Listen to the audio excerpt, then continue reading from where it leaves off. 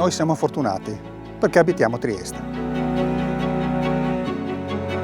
Oggi ci troviamo davanti al capofonte, che è il punto di partenza dell'acquedotto teresiano.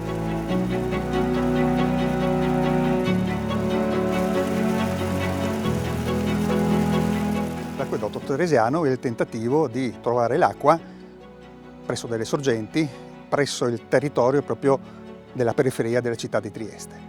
Noi come Società Adriatica di Speleologia abbiamo alcune occasioni in cui portiamo le persone, ovviamente le persone interessate, a poter visitare queste gallerie.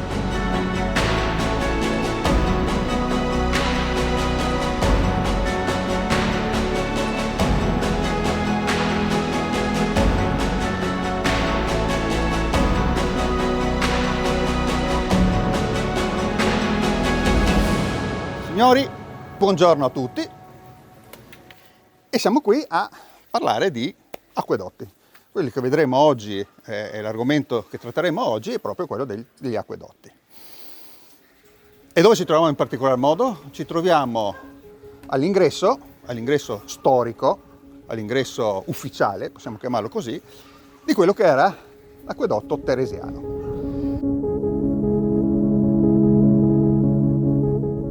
Trieste ha due fasi, è la storia della nostra città.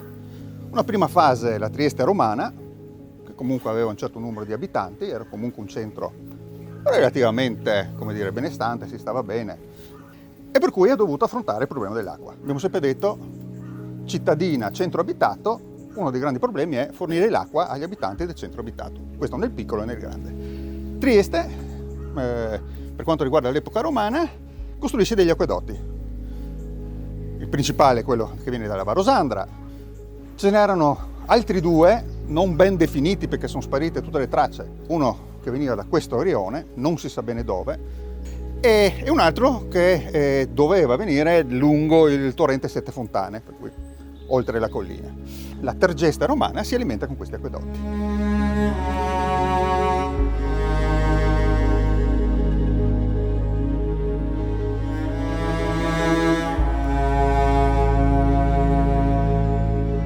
La seconda fase di Trieste è quella che vede, ovviamente, il rilancio della città. Siamo alla metà del 1700, Trieste, Portofranco, l'impero austriaco punta su questa città appunto come porto, espansione della città, aumento di abitanti e necessità di avere di nuovo acqua a sufficienza.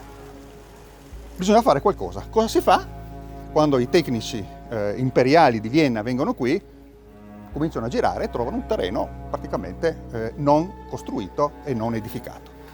E alle spalle di questo punto, di questa sorgente, costruiscono delle gallerie.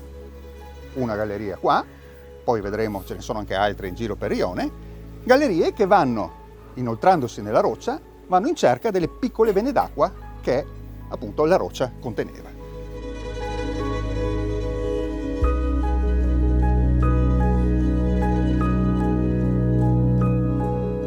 Quelle che abbiamo qua davanti sono semplicemente le vasche che facevano da elemento filtrante per l'acquedotto. Essendo un acquedotto in diretta, come noi chiamato alla romana, l'acqua che veniva raccolta andava alle fontane, non c'era nessun tipo di interruzione, di deposito, di niente. E bisognava in qualche modo filtrare quest'acqua. Vi dico subito che quello che era l'azione di filtraggio era un'azione prettamente fisica, cioè si cercava di raccogliere quelle che erano le piccole impurità nell'acqua. Ovviamente non c'era nessun tipo di intervento per quanto riguarda la composizione di quest'acqua, cioè l'aspetto chimico. Oggi, in un acquedotto moderno, il lavoro forse più importante è quello di monitorare la qualità dell'acqua. Qui non si parla di qualità, semplicemente se si riusciva a rallentare e a fermare un po' di argilla che era in sospensione, l'acqua era più pura, più bella da vedere anche, ecco, ma il tutto si limitava a questo. Come funzionava questo filtro? Molto semplice. C'erano tre vasche, voi dovete, qui si vede chiaramente quello che dicevo prima, l'assenza di manutenzione, per cui l'acqua entrava in questa vasca, scendeva attraverso questi ciottoli, queste pietre, sul fondo, saliva, e sale ancora oggi, in quella vasca là, da lì trabordava nell'ultima vasca, dove decantava sul fondo gli ultimi sedimenti, e poi partiva la galleria che andava verso la città. Se volete dare ancora un'occhiata, e poi passiamo alle gallerie a monte.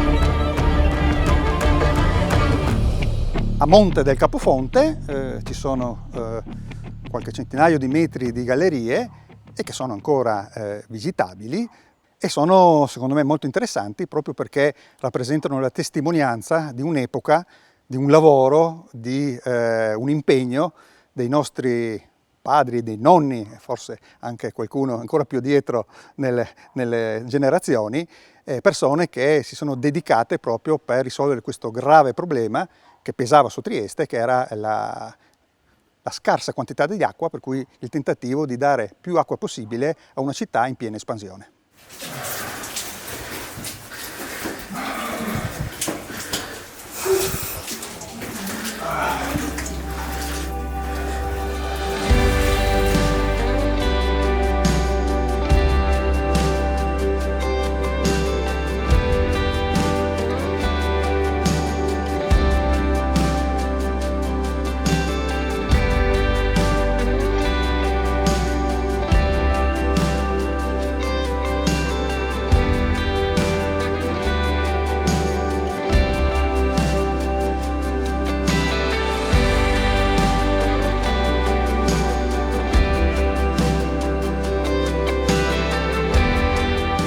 L'acqua che arrivava a Trieste era grazie al lavoro mirabolante che hanno fatto questi ingegneri austriaci e grazie anche e soprattutto ai minatori austriaci che erano stati i primi speleologi veri, cioè una volta il minatore era il primo speleologo e da là dopo è nata tutta la storia, ecco.